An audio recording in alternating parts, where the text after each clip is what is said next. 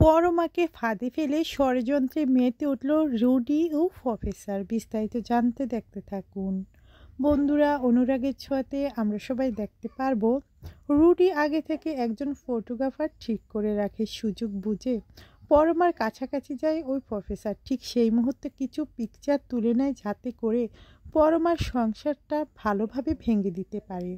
অন্যদিকে আদিত্য একটু একটু করে সুদীপার প্রতি দুর্বল হয়ে পড়ছে। ঠিক সেই মুহূর্তে সুদীপা বুঝতে পেরে যায় সুদীপার জন্য আদিত্যের মনে ভীষণ ভালো লাগা ও ভালোবাসা তৈরি হয়েছে, যেটা কোনোভাবেই যে পরমা মানতে পারে না। পরমার চোখের সামনে যখন সুদীপাকে ভালোবাসায় রাঙিয়ে দিতে যায় আদিত্য, ঠিক সেই মুহূর্তে পরমা অজ্ঞান হয়ে পড়ে যায়। তারপরেই দেখা যায় আসল ঘটনা। ফটোগ্রাফার যে ছবিগুলি তুলে রেখেছিল সেগুলি আদিত্যের সামনে এসে পড়ে।